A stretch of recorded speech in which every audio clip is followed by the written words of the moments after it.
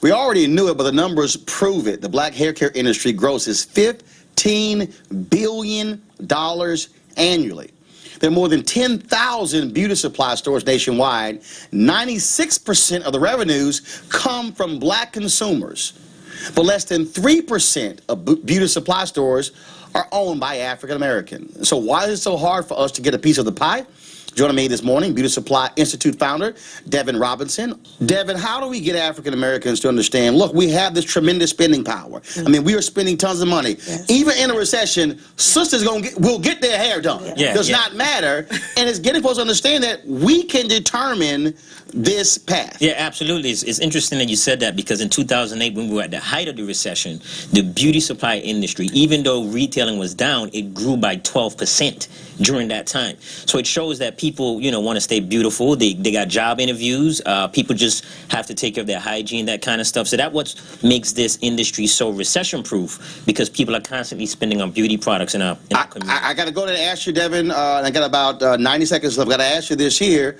If we're being locked out, look, you can talk, you can communicate. Is this an example where African Americans should seriously consider launching a national boycott if Koreans continue to lock us out? Yes, I actually did that in 2009. If you break down the numbers, the industry generates $750 million per week.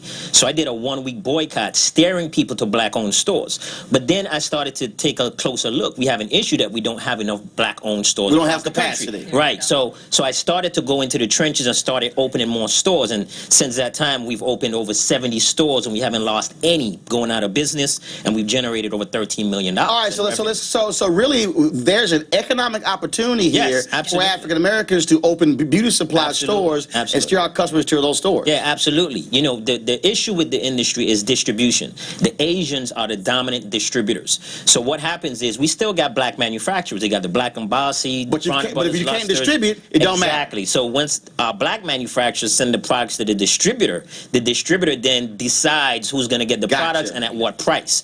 So if we get enough retailers on the ground, then we can start focusing on becoming distributors, and then we will take over the entire supply chain. Aaron, final 30 seconds, final comment. Well, what she talked about, the beauty supply store owner, about not being able to buy the products because they were outside of the exclusivity zones, that's illegal, Roland. Basically, they've said that if someone near your store is already open, they have exclusive rights to this hair product. They won't sell to you because you're like 2 blocks away. They have exclusive areas. To me, isn't that illegal, Roland? I mean, I think that's unfair business practices, isn't it? Well, absolutely. First of all, where can people watch this documentary again? Well, just go to YouTube and type in Black Hair Documentary. Roland, I did this film for free. I shot it. I cut it myself.